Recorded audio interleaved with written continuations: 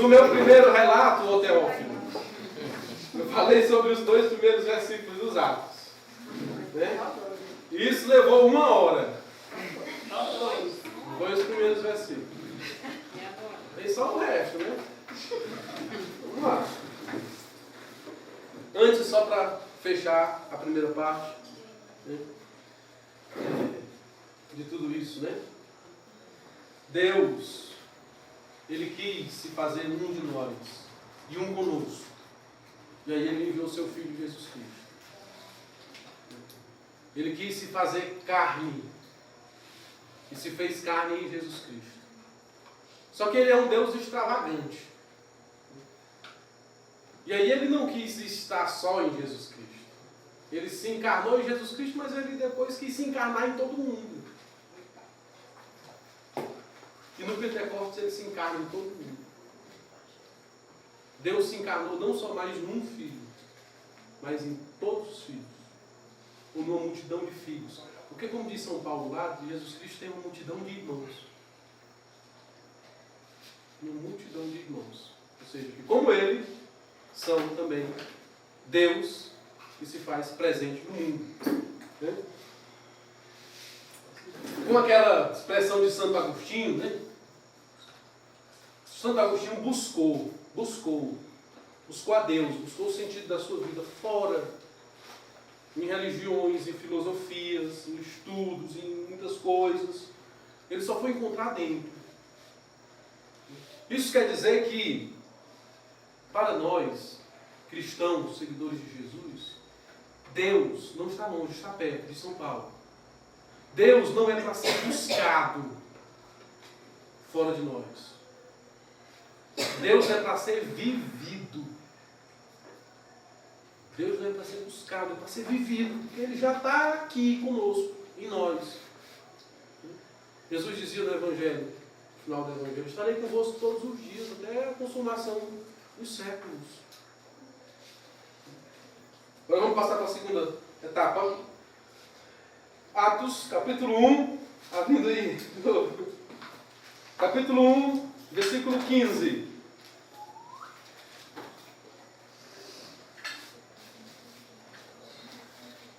Atos, capítulo 1, versículo 15. Vamos lá. Naqueles dias, levantou-se Pedro no meio de seus irmãos, na assembleia reunida, que constava de umas 120 pessoas, e disse: irmãos, convinha que se cumprisse o que o Espírito Santo predisse na Escritura pela boca de Davi, acerca de Judas, que foi o guia daqueles que prenderam Jesus. Ele era um dos nossos, e teve parte no nosso ministério. Este homem adquirira um campo com o salário do seu crime. Depois, tombando para a frente, arrebentou-se pelo meio, e todas as suas entranhas se derramaram. Tornou-se esse fato conhecido dos habitantes de Jerusalém, de modo que aquele campo foi chamado na língua deles Acéldama, isto é, campo de sangue. Pois está escrito no livro dos Salmos: fique deserta a sua habitação, e não haja quem nela habite, e ainda mais, que outro receba seu cargo. Convém que destes homens que têm estado em nossa companhia todo o tempo em que o Senhor Jesus viveu entre nós, a começar do batismo de João até o dia em que do nosso meio foi arrebatado, um deles se torne conosco testemunha de sua ressurreição. Propuseram 2, José, chamado Barsabás, que tinha por sobrenome Justo, e Matias. E oraram nestes termos: ó Senhor, que conheces os corações de todos, mostra-nos qual destes 2 escolheste, para tomar neste ministério e apostolado o lugar que Judas, que se transviou, o lugar de Judas, que se transviou, para ir ao seu próprio lugar. Deitaram sorte, e caiu a sorte em Matias, que foi incorporado aos 11 apóstolos. Para aí. Bom, alguns textos na Bíblia, a gente poderia dizer assim: se você não entender esse texto, você não entende o resto. você não entende que realmente é o espírito da coisa. Talvez não seja muita pretensão dizer isso a respeito destes versículos. Os versículos, eu não sei como é que está aí na Bíblia. Se tem um títulozinho que geralmente bota, né? Eleição de Matias, né? A escolha do sucessor de Judas, tem aqui na Bíblia da Voz. Esse texto, ele está aí nesse meio, assim, de gaiato. De gaiato. Porque Lucas poderia muito bem ter saltado aqui no versículo 14. Cadê? Ter saltado aqui do versículo 14 para o relato do Pentecostes. Tranquilamente, ninguém sentiria falta de nada, estaria na sequência. Mas ele inventou de botar esse relato no meio da eleição de Matias. Ora, por que é estranho ele botar esse relato no meio? Porque quem foi Matias, pelo amor de Deus? Qual a importância que Matias tem nos Atos dos Apóstolos, na Bíblia todinha?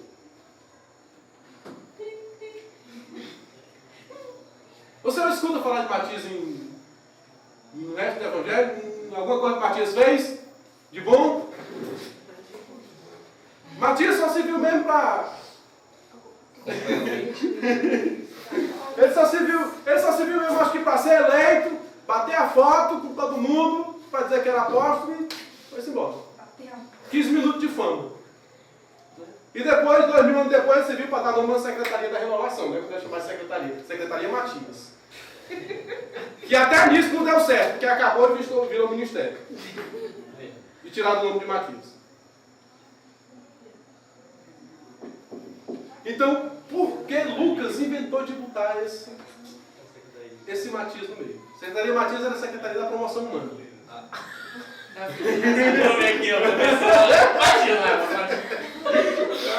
Porque tinha eleição, aí falava de política, promoção humana. Ele foi projetado. Vamos lá.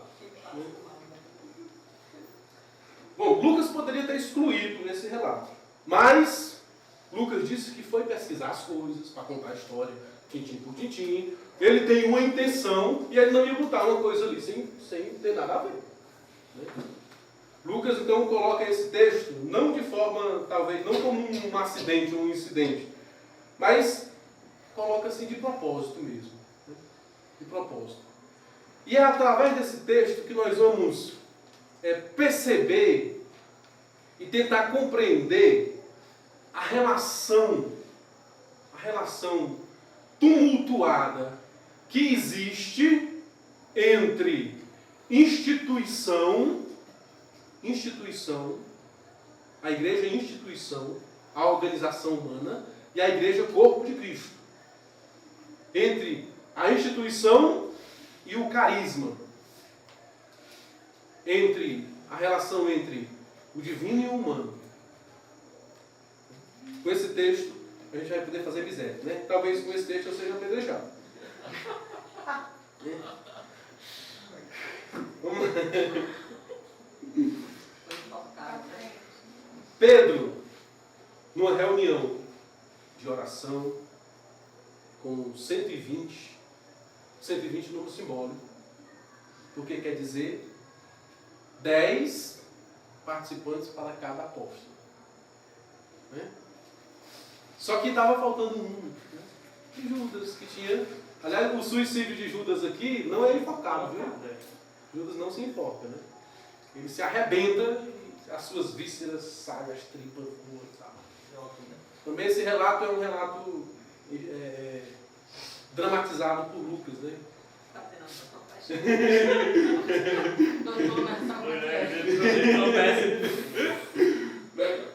Porque foi fazer uma dramatização da paixão de Cristo e o Judas foi se enfocar e se enfocou de verdade. Não foi quando foi, no ano passado, sei lá. For fazendo esse rito aqui é muito mais perigoso ainda, né? É real mesmo o negócio disso. Então, o que é que Pedro faz? Se levanta na reunião e diz, né, vamos escolher um sucessor para Judas. Pedro se levanta e naquele movimento de Jesus Cristo, que Jesus começou, ele toma para si, apesar de Jesus Cristo tê-lo colocado como o pastor que guia o rebanho. É claro que esse texto também é um texto que foi colocado muito tempo depois do Evangelho de São João, com uma função específica também. Pedro se levanta e toma para si a responsabilidade de gerir as coisas, de gerir a igreja. E ele começa a institucionalizar o movimento de Jesus. Ele começa, com essa sua atitude, a hierarquizar. Está faltando um dos líderes, então precisa botar um que seja a cabeça dos outros. E aí ele fundamenta isso aonde? Na palavra de Deus, nos Salmos. Ele tem todas as boas intenções. Mas o que era que Jesus tinha mandado? Nos versículos antes. Jesus disse assim, nos versículos antes, Enquanto estavam comendo com eles, mandou-lhes que não se afastassem de Jerusalém, mas esperassem a promessa do Pai. Mandou que eles esperassem. E Pedro vai lá, e achando que já é dono da situação, e já quem manda aqui sou eu mesmo, Então vamos começar a organizar essa bagunça aqui que está. Está faltando um, vamos colocar um no lugar. O que Pedro começa a fazer é tomar decisões. Tomar decisões com uma boa intenção, com o auxílio da Bíblia, mas tomar decisões por si mesmo. Porque Jesus tinha mandado esperar. Esperar o Espírito Santo. Nessa atitude de Pedro, aparece aí uma tendência natural de todo ser humano, que se manifesta nas religiões, que é a tendência que nós temos de ter o controle sobre o sagrado.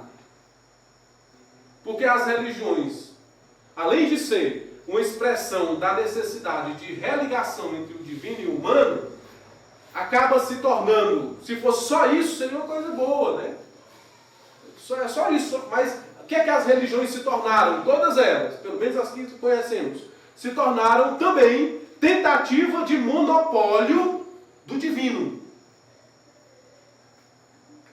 Tentativa de controlar o divino. Dessa forma, você só recebe o perdão de Deus se for ao sacerdote e confessar os seus pecados. Porque ele, em nome de Deus, é que te perdoe. O perdão de Deus passa por ele. E se não for por ele, meu amigo, tu fica sem perdão. Tu vai para o inferno. Isso é religião. Isso não é Cristo. Então a religião tem essa tendência de querer manipular o divino e colocar o divino dentro de uma caixinha. E dizer, se você quer ter contato com o divino, tem que ser assim, assim, assim, assim. Tem que ser por esse meio, dessa forma, com esse rito, com esse cântico, com essa celebração, com essa veste. Nesse dia, que é o sagrado, através daquela pessoa sagrada que é o sacerdote. É a tendência humana de manipulação do divino. Só que essa atitude de Pedro apresenta, nessa manipulação, essa tentativa de institucionalizar, hierarquizar, organizar aquilo que Jesus começou. E até hoje, até os dias de hoje, ainda existe uma tensão, uma briga, um empurrando o outro, entre instituição e carisma. Entre igreja, organização humana, e igreja, sopro do Espírito, corpo de Cristo. Porque a organização humana a gente controla. Você nomeia o fulano coordenador, você nomeia o fulano bispo, você nomeia o fulano tal, controla. Mas a igreja é o corpo de Cristo, carisma, sopro do Espírito, vento sopra onde quer, meu irmão. Você não controla. Não pode controlar. E o que acontece nesse relato é isso. Mas essa tensão existe até hoje. E aí a gente acaba, muitas e muitas vezes, né, existe também uma tendência humana, nossa, de pender para um lado. E pender demais para um lado. Pender demais para um lado. Segundo uma teoria filosófica, sociológica, né, chamada o pêndulo de Foucault, que diz, sabe o que é um pêndulo, né? Uma bolinha pendurada num cordãozinho, né, que fica balançando de um lado para o outro, né? Quando você puxa o pêndulo totalmente para um lado, quando você solta, ele não volta para o meio. Ele vai lá para o outro lado. Né? E na humanidade existe essa tensão. Você puxa a sua muito para um lado, daqui a alguns anos ela vai estar lá para o outro. Então também entre nós, igreja, nessa disputa carisma e instituição, existe essa tensão, essa tendência, né? De às vezes a gente querer ir muito para um lado ou querer ir muito para o outro. Quando na verdade a gente tem que achar o ponto de equilíbrio. Porque a igreja também é uma instituição. É uma organização humana. Também é. Não é um movimento desorganizado, caótico, onde cada um faz o que quer, cada um reza do jeito que quer, cada um vai para onde quer, cada um diz o que quer, cada um prega como quer. Não. A igreja é uma organização humana, direcionada, claro, conduzida pelo Espírito, a gente acredita, mas a palavra talvez não seja muito boa, mas manipulada pelas nossas mãos. A palavra manipulada já quer dizer isso, né? Ajeitada com as nossas mãos humanas. O que Pedro fez foi tentar fazer isso antes do Espírito. Né? Fazer só com as suas próprias mãos. Porque a igreja é assim. A igreja, a gente às vezes pode cair também no erro de condenar a instituição, a organização da igreja atual, condenar, porque a igreja primitiva não era assim.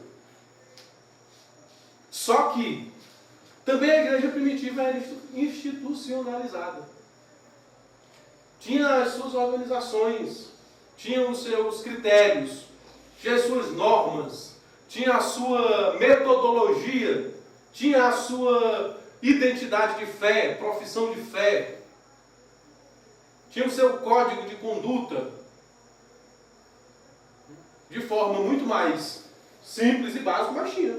Por exemplo, né, coloquei aqui algumas citações. Em Atos 6, né, em Atos 6 são instituídos os diáconos. São instituídas funções para dizer quem faz o quê. Não está dando para a gente dar conta aqui do serviço das mesas, das viúvas, está vindo reclamação, dizendo que a galera está esquecendo as viúvas lá. Então vamos instituir aqui, organizar essa bagunça. Chamaram 7 homens lá, cheios do Espírito Santo, e designaram como diácono para você ver. Você serve a mesa, você prega a palavra. Ou seja, organização. Organização. Em Atos 14, há a nomeação de presbíteros. Nomeação de presbíteros. Paulo e Barnabé, que chegam nas igrejas e nas assembleias, lá são escolhidos os presbíteros que vão coordenar, que vão, né, direcionar, que vão animar a comunidade. É a hierarquização. A hierarquização. A igreja é assim, tem a sua hierarquia. Tem os que são responsáveis por isso, tem os que são responsáveis por aquilo, tem aquele que coordena, tem aquele que faz a economia, tem aquele... E tudo em vista do bem comum. tudo em vista do bem comum, é claro. A organização. Né? Em Atos capítulo 5, por exemplo, a história lá de Ananias e Safira. Aquela história nem devia estar na Bíblia, né? Aquela história meio doida, né? Não, mas o cara, Deus matou o cara e a mulher assim só por causa de uma mentira velha, deixa. Né? Mas, talvez, não sei o que está por trás dali, mas o que está acontecendo ali? O que a Bíblia quer dizer ali? Que tinha uma disciplina na igreja primitiva. Tinha uma disciplina, uma norma, né, para orientar as pessoas. Você não precisa fazer isso. Se você não quiser vender, você não vende, mas não venha fazer assim, as coisas mal feitas, não. De má vontade, querer enganar, não. Eles queriam viver o cristianismo do seu jeito. Né?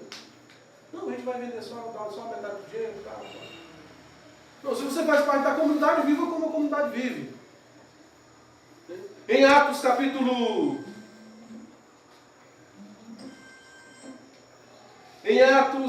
15. Em Atos capítulo 15 acontece uma reunião de discernimento, de deliberação, para resolver o problema dos judaizantes, que eram os cristãos que estavam dizendo, ó, cara, para você que é pagão, para você se tornar cristão, você tem que passar pelos ritos judaicos, você tem que ser circuncidado. Você sabe o que é circuncidado? Pega assim. Né? Aí eles fazem isso, está dando confusão, cara. Está dando confusão. Por quê? Porque eu quero ser cristão, eu aceito Jesus, mas o cara tem que me cortar, mano. Tu é doido. Eu não quero um troço desse. O que tem a ver uma coisa com a outra? Já é grande. Diz que Paulo pegou Barnabé e circuncidou. Ou foi Barnabé ou foi, sei lá. Coitado de quem foi, ó. Coitado de quem foi.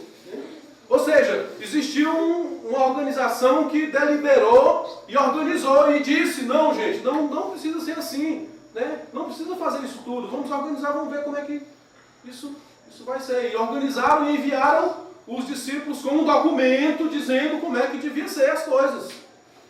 Uma carta escrita, documento final, né? Como a igreja faz até hoje. Se reúne, às vezes reúne, delibera e emite um documento final. Em Atos 13, aparece a estratégia para a expansão missionária. A organização, a deliberação, o discernimento para como vai fazer a expansão missionária. A igreja escolhe Paulo e Barnabé e diz, esses aqui nós vamos enviar. Aí envia. Vai Paulo e Barnabé sai pelo meio do mundo, evangelizando. O povo do Barnabé nem sabia que uma hora ia ser. Mas aí, quem é que vai para a missão? Esses aqui. Vão para a expansão missionária. Os outros aqui fazem isso. Outros para aqui. Tudo organizado. Organização, institucionalização. Né? Em 2 Coríntios, capítulo 8, a coleta lá para Jerusalém, na hora da necessidade, Paulo escreve para a comunidade e diz como é que deve arrecadar, quem vai receber a arrecadação, para onde vai a arrecadação. Isso se chama organização. Como é que nós vamos gerir o recurso financeiro? Quem faz o quê? Quem recebe, quem leva, quem entrega, quem presta contas.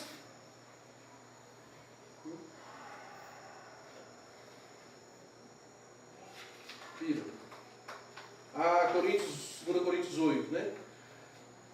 Coríntios ainda, 1 Coríntios 14. Existe uma normatização de São Paulo para as assembleias. Aquele grande problema é que as assembleias cristãs eram uma bagunça.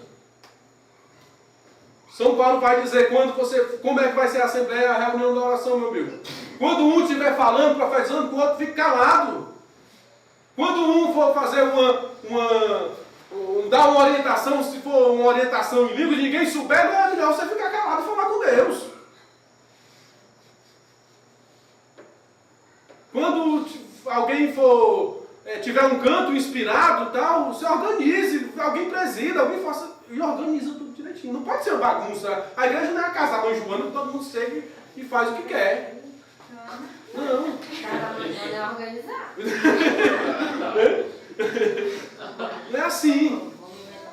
Esse negócio da bagunça na oração, não sei se vocês têm problema aqui, mas de vez em quando a gente tinha problema isso. Assim, na reunião, embora tendo coordenação, embora tendo a pessoa que conduz, tinha sempre um gaiato que se metia no meio e queria conduzir a oração. Chega cantando. Chega dizendo, né? Não, Paulo mostra como deve ser a organização. Com relação à celebração da Eucaristia, do mesmo jeito, Paulo orienta lá como é que se deve fazer. Não pode ser assim, virando bagunça. Né? Que a igreja, ela é uma instituição, e a instituição é necessária. A organização é necessária. Necessária para que não se dissipe as coisas, que cada um vá pela sua cabeça. A organização é necessária, a instituição é necessária. Mas, aí que tem o grande perigo. Né? A instituição, e nós seres humanos temos uma tendência natural para institucionalizar e querer colocar tudo dentro da instituição e fazer com que Deus só haja dentro da instituição. E Deus não se encaixa em nenhuma instituição. A instituição é só para ajudar a gente a compreender melhor como Deus age em nós, mas Deus não se encaixa, não se prende à instituição. Por isso é que muitas instituições, a igreja enquanto organização humana, quando eu falo igreja, estou falando a igreja católica, as igrejas evangélicas, a igreja ortodoxas, outras religiões, as comunidades que se organizam, tem a tendência de se institucionalizar e querer se fechar dentro das suas normas, das suas leis, dos seus preceitos, da sua organização, dos seus chefes, dos seus coordenadores, tal e tudo mais. E querer prender Deus ali dentro. Até dentro do próprio movimento como renovação, que é carismática, que se lança na parte carismática da igreja, existe uma normatização, uma espécie de institucionalização, inclusive no grupo de oração, o que eles chamam de ciclo carismático, é encaixando o Espírito Santo no esquema. Dentro do esquema. No esquema. E é pregado e fluido um negócio desse. O que aconteceu com a renovação carismática é uma tendência natural, o que aconteceu com a igreja, com o movimento de Jesus. Acontece que a renovação carismática surgiu para ser uma revolução dentro da igreja. Surgiu para ser... surgiu para quebrar as estruturas da simples institucionalização. Mas o que foi que aconteceu? A tendência humana foi institucionalizando e organizando a renovação de tal forma que o que era para ser um sopro do Espírito e um movimento, acabou se tornando pequenos guetos, né? E pequenas organizações onde cada um vai tendo o seu critério, sua norma, a sua lei, o seu jeito, e cada um se fechando cada vez mais em si e querendo que o Espírito também se feche. Isso também, como movimento, como renovação, precisa sempre ser restaurado. E quebrar as estruturas sempre. A ponto que isso acontece tanto, né, cara? É a ponto que assim, essa própria assim, como se fosse indiferença, esse afastamento de comunidades. De comunidades, exatamente. Grupos, Porque o que é que aconteceu? Que as comunidades, os grupos vão se formando, vão virando comunidades, vão querendo ser reconhecidos pela igreja, vão querendo se transformar em comunidade disso, comunidade daquilo, para o Vaticano reconhecer, para a Diocese reconhecer, para o Vaticano reconhecer, para não sei o que reconhecer e para se fechar dentro dos seus muros. E aí eles esquecem do que Jesus Né? que fossem um, né? Exatamente. Vamos lá. Quando é que a instituição se torna perniciosa, maléfica para a igreja? Para a igreja de Cristo, para o corpo místico de Cristo. Quando é que a instituição, ou seja, a organização humana, se torna maléfica? E tem se tornado muito. Em todas as instâncias, na igreja católica, nas igrejas protestantes, nos movimentos, na renovação carismática.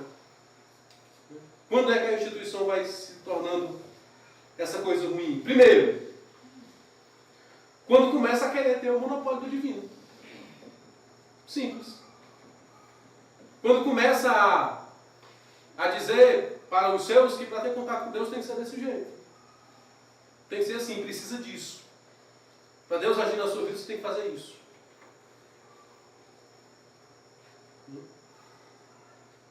Deus está aqui, só aqui. Só aqui na comunidade. Então, se você fizer desse jeito, só abençoa se você for em outra comunidade, lá você não tem a unção. A unção está aqui. Se você for para outra comunidade e sair daqui, o coordenador tira a sua unção. Porque Deus age isso aqui através de nós. Porque nós somos escolhidos. Eu escutei isso na minha sala de atendimento na Cunhada. Eu faço umas perguntas assim, maliciosas às vezes para a pessoa, né? Maliciosas assim, né? Você me vê qual é a missão de vocês? Na verde. Qual é a missão de vocês? É levar o carisma da comunidade para todo o mundo. Isso é uma tragédia. Jesus nunca mandou fazer isso. Jesus mandou levar o Evangelho a todo mundo. Aí eu digo isso, e o Evangelho? Ah, e o Evangelho também.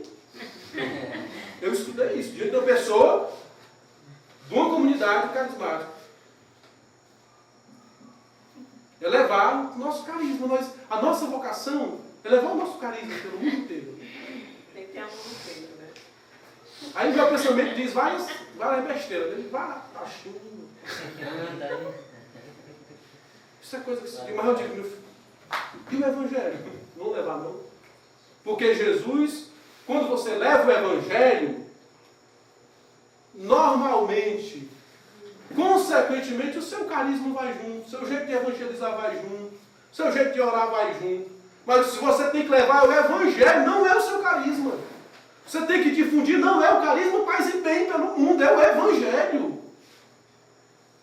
Você não tem que sair por aí fundando casas nas outras paróquias para dizer que a paz e bem tem se estendido. Quem tem que se estender é o Evangelho. Nós temos como igreja, como comunidades, que ser mais como João Batista, convém que ele cresça e eu diminua. E tem até uma advertência feita pelo Padre Oliveira, quando estava escrevendo a regra. Num dos pontos eu escrevi assim: nós vamos levar Jesus. Ele disse: não vai levar Jesus para canto nenhum, porque ele já está lá. Pois é. Ele já está lá. Você vai fazer a pessoa descobrir o Cristo que já está lá.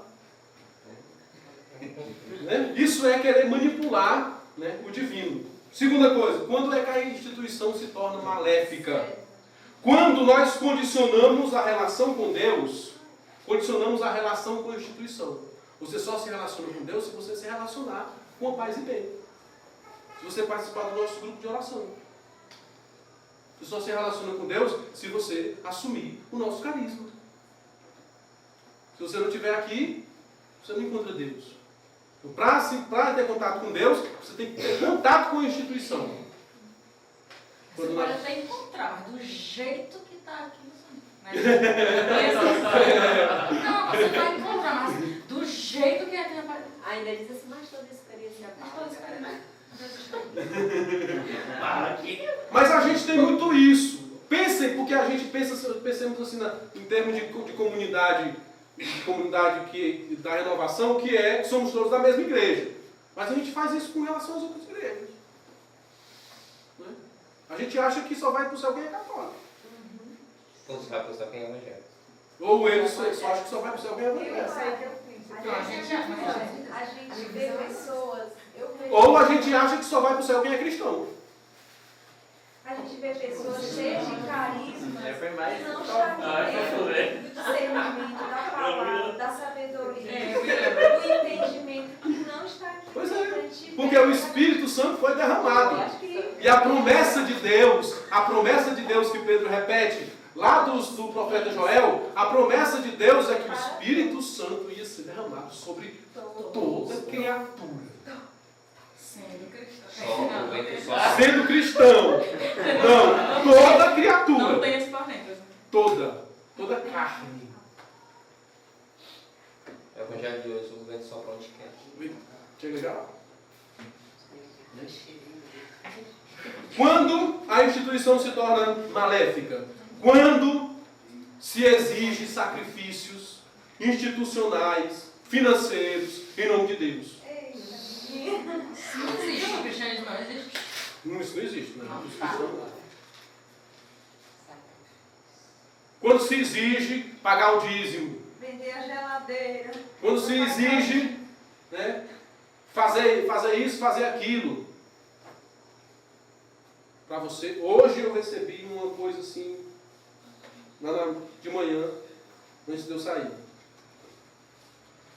pessoa foi casar numa certa paróquia de Fortaleza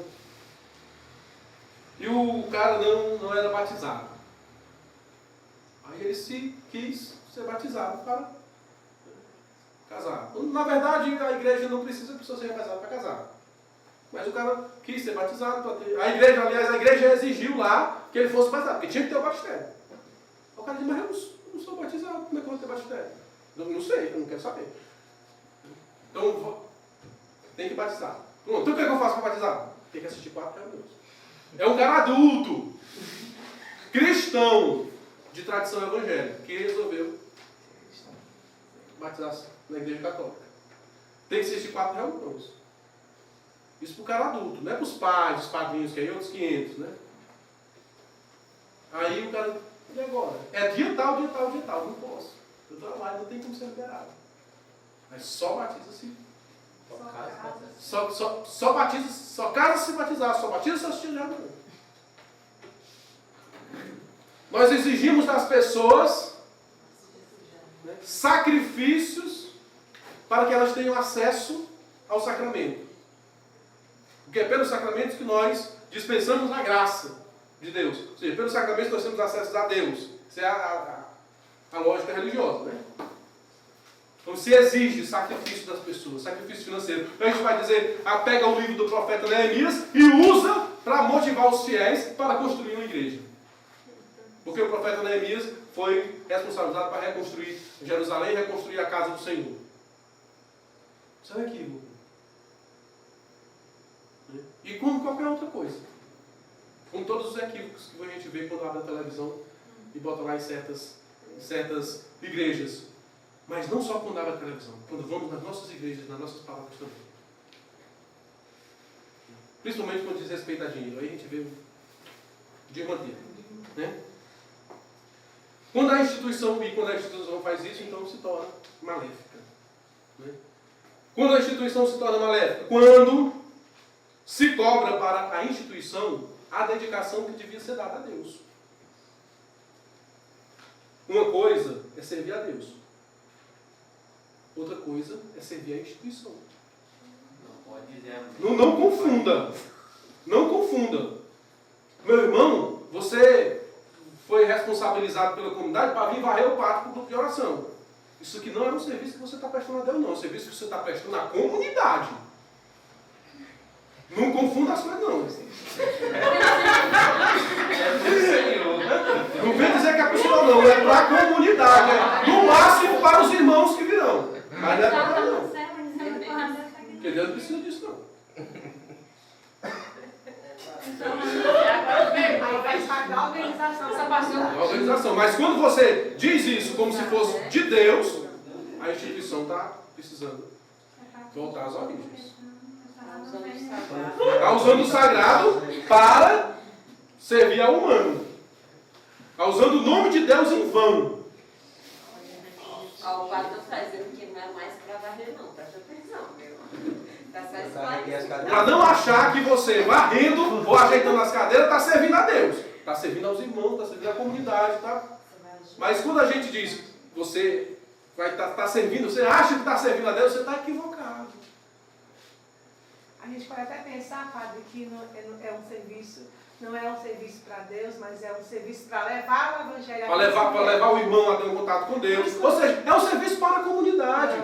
É um serviço para a instituição que você faz parte, que você é membro, que você, né? Só a gente não pode confundir. Porque aí, confundindo, uma hora o seu coordenador chega e manda você fazer uma coisa absurda em nome de Deus.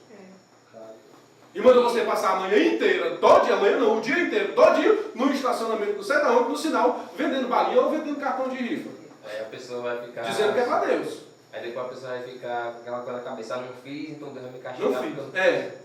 Como quem assistiu o Código da Vinci, né? Tem uma cena lá que o cara diz assim, e agora? Eu desobedeci a Deus ou ao bispo? Porque ele achava que servindo ao bispo estava servindo a Deus. E agora, que ele tinha desobedecido, que não tinha dado certo. Então temos que separar muito bem as coisas para não levar as pessoas ao engano. E a uma fé superficial, rasa. Nós temos que levar as pessoas a aprofundar na fé. Porque tem coisas que fazem. Porque é muito fácil a gente manipular as pessoas. Intimidar. Se você não servir, meu irmão, você não está servindo a Deus. Porque você não está vindo botar as cadeiras. Deus não é prioridade da sua vida. Deus não é prioridade da sua vida. E Deus vai... Né, padre? É capaz de Deus chegar. Tá vendo? Você quebrou o pé? Tá vendo? Quebrou o pé? Olha aí. O erro maior é, às vezes, muitas vezes, você nem procurar saber por que o irmão nem veio.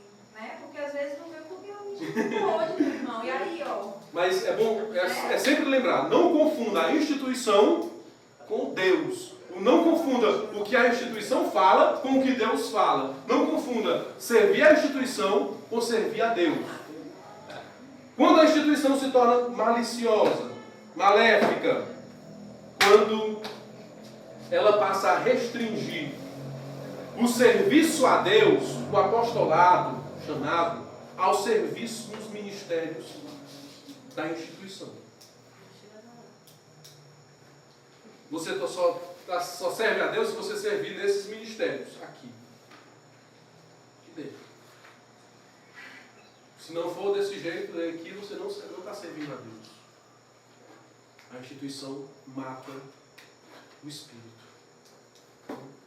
Quando a instituição se torna perniciosa, quando pretende gerir, encaixar dentro de uma forma o corpo de Cristo, que é a igreja viva, que é a igreja guiada pelo Espírito que sopra onde quer.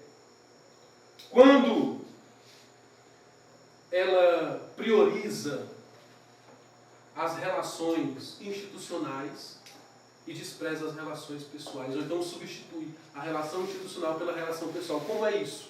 É eu me relacionar com ela como coordenadora e não como Luísa, minha irmã.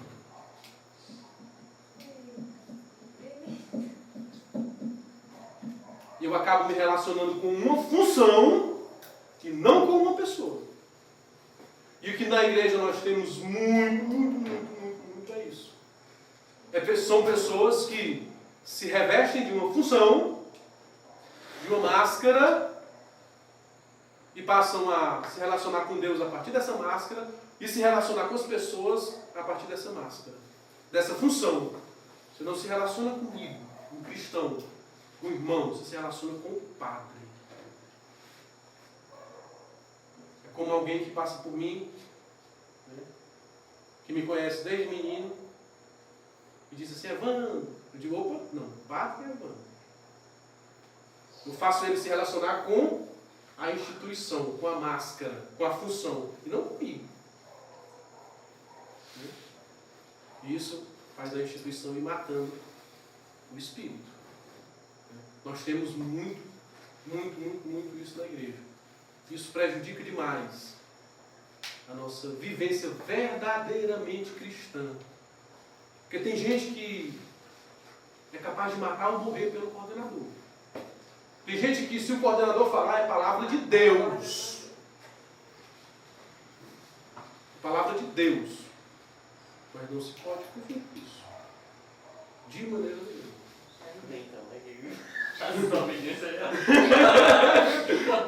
Nós usamos muito na igreja, no cristianismo, o argumento da obediência. Usamos demais. Agora eu já posso ser mais desobediente. Demasiadamente. E usamos o argumento contrário. Muito mais, né? Demais.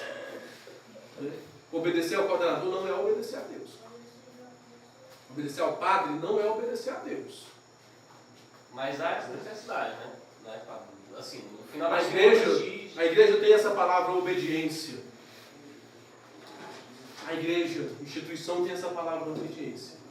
A igreja, corpo de Cristo, tem a vivência da comunhão.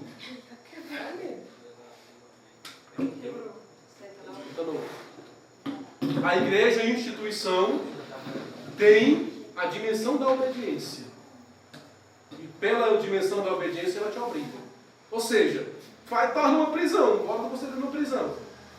A igreja, corpo de Cristo, vive e experimenta a comunhão. Eles eram um só coração e uma só alma. Pensavam e sentiam como uma coisa só. É diferente. Quando a gente começa a multiplicar as normas, significa que a gente fugiu da comunicação. Está se acabando a comunhão. Padre, como fazer para ser o seu coração e o seu Só Jesus. Nem Jesus sabe, só o Pai. Esse é o Peraí, mas é a nossa missão.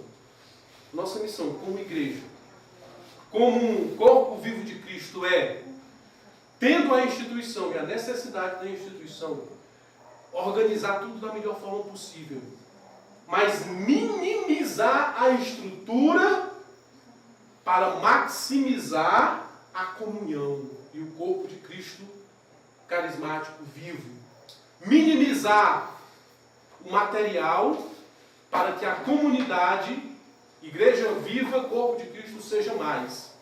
Que a instituição seja menos, que a igreja seja mais. Então, nessa perspectiva, Padre Evandro, quando alguém vem varrer para organizar, você está fazendo isso em função do que é mais importante. Então, aquilo está no devido lugar. Porque às vezes tem gente que vem, só pegando o exemplo inicial, varre, e depois fica frustrado porque não recebe o reconhecimento por estar varrendo. Não sei se o senhor está... Vou entender. O que eu estou colocando. Está entendendo? Por quê? Porque ela, no equívoco dela de que ela estava fazendo a vontade de Deus, e quem faz a vontade de Deus é recompensado por fazer a vontade de Deus, e a recompensa é o reconhecimento. Então a questão não é vamos acabar com as estruturas, não, vamos colocar o que é estrutura no seu devido lugar. Em função, né, do que é mais importante, em função do que é sagrado, em função Precisa do que da é estrutura, porque Precisa é da sagrado. estrutura. Não Agora, porque é sagrado seja. o perigo é tornar a instituição maléfica, tornar a instituição prisão. Quando você tornar a instituição prisão, como você faz essas coisas? Confunde essas coisas. Confunde obedecer a Deus com obedecer o coordenador. Se relacionar com uma pessoa, você confunde em se relacionar com uma função. Quando você se confunde isso, você passa a dever obediência a uma função e não a Deus. Você passa a prestar culto a uma função, a uma pessoa e não a Deus. Isso ainda pega o que o senhor estava dizendo no início. Quando você faz a organização em vista do bem comum. Por que é necessário que tenha coordenador em vista do bem comum? Por que é necessário que se organize isso aqui em vista do bem comum? Quando essa necessidade é criada em vista do meu bem pessoal, porque eu quero reconhecimento, porque eu quero ser visto, porque talvez a minha vida toda eu fui um Zé Ninguém e hoje eu sou um padre, tá entendendo? E hoje as pessoas olham para mim e dizem, olha, padre, quem diria, né? Aquela pessoa. Então, é quando aquilo foi buscado, porque eu queria realmente ser alguém. Eu queria. Então, a prioridade não foi o bem comum. É porque você não foi servir. Você foi usar um momento, uma situação para se projetar. Né? Se promover, para se sentir alguém. Então, numa vivência de igreja verdadeiramente cristã, corpo de Cristo vivo, se diminuem as estruturas, as leis, as normas, as regras, os cargos, os títulos, e se multiplica a comunhão. Aí nesse caso, vir colocar cadeira, de certo modo, é um serviço ao Cristo, que está no outro. Porque se Jesus está no outro, né? E se eu faço um bem para o outro, se eu organizo para que ele tenha um encontro com Deus que está nele, então eu estou acabando de... Eu percebo que toda a nossa conversa está circulando em torno de botar cadeiras. E que nós estamos tentando arrumar um jeito de dizer que servir botando cadeiras é servir a Deus. Não tem jeito, hein, padre? Não tem jeito. Tem muitas cadeiras. Porque é mais fácil que a pessoa venha botar cadeiras achando que está servindo a Deus do que ela vir botar cadeira porque ela se sente membro e na comunhão com todos os irmãos. Ou talvez porque ultimamente a única coisa que o pessoal chama para a igreja é fazer na paróquia é botar cadeira. Porque na verdade verdade, padre, a grande dificuldade é justamente isso. É eu entender que eu preciso fazer isso pelo Que eu bem faço parte da comunhão. dos meus irmãos. É mais fácil eu fazer você fazer isso pela lei, pela norma, Com pela ordem, certeza. pela Aí obediência. está o problema. Ei, Luísa, só uma observação aqui. É tão verdade esse fato de cadeira que até lá no céu ontem foi chamar para colocar cadeira. Mas parece que, eu acho, depois daqui, em outro momento, vocês podem se reunir e fazer uma oração de cura por causa desse negócio de cabelo. Porque parece que é um trauma. Né? Parece que é um trauma, realmente. É o serviço mais simples. Padre, é o serviço que não aparece, padre. Mas eu entendo assim. Isso que o senhor está falando, isso que a gente está comentando aqui, não encaixaria isso aqui, ó, no amar a Deus e ao outro como a nós? Eu acho que eu estou conseguindo chegar no apedrejamento. Faça o outro que você quer que faça para você.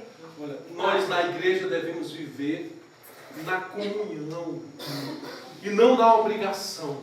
Padre, eu entendo bem isso que o senhor fala. Quando o senhor falava, eu olhava para a minha casa.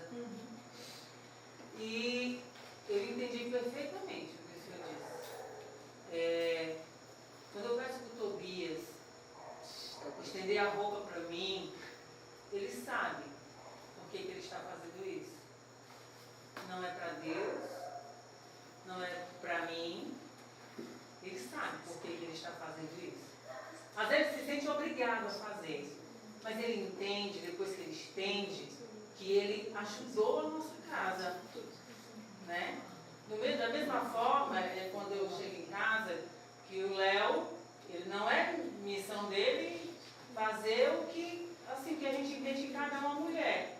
Mas quando ele faz isso porque ele sabe que tudo vai caminhar melhor. Né? Isso se chama comunhão. Pronto. E muitos, às vezes, lá em casa mesmo, algum faz só se pedir. Faz obrigado, né? E o que eu entendo com isso que ele está dizendo é que a gente vai ser uma coisa. Ninguém vai colocar na cabeça de ninguém, né? Talvez a gente tenha usado esse termo algumas vezes, você está servindo a Deus, foi justamente para manipular mesmo. Você acabou de então, fechar a situação e dar toda a explicação. Dá toda a explicação. É porque vocês já usaram essa expressão que eu estou condenando pela leitura dos Atos dos Apóstolos. É por isso que está todo mundo querendo aqui arrumar uma desculpa. Então, o que foi que eu disse no começo? O que foi que eu disse no começo? É que a leitura e a compreensão dos Atos dos Apóstolos deve fazer com que nós tenhamos uma compreensão da igreja, da nossa vivência cristã e possamos transformar algumas coisas da nossa prática e muitas vezes de forma radical para nos aproximarmos mais do Evangelho e nos distanciarmos daquilo que é só estrutura e que nos afasta da verdadeira fé e do verdadeiro Cristo. Então, se tem coisas porque a gente costuma, geralmente, gostar e querer ouvir, o que nos agrada e o que não nos atinge de forma condenatória. E quando isso acontece, a gente quer sempre arrumar um jeito de se desculpar. Então, a Bíblia, a função da leitura da Bíblia é fazer em nós um ato de conversão, de transformação da mentalidade. Quando os irmãos escutaram lá Pedro fazer o primeiro discurso, eles foram lá e disseram: nós o que devemos fazer? E Pedro diz: convertei-vos. Cada um seja batizado. Converta-se. Mude a situação. Você compreendeu? Então mude a situação. Você entendeu? Sentiu o que é a coisa? Então faça a diferença. Não deixe que a palavra caia no terreno pedregoso, em pedregais escorregadios.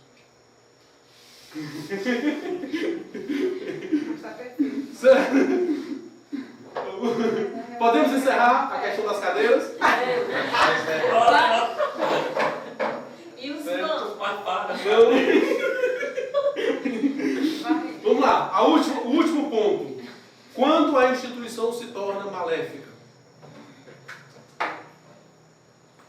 Quando, aí pode ser que vocês queiram apedrejar de verdade.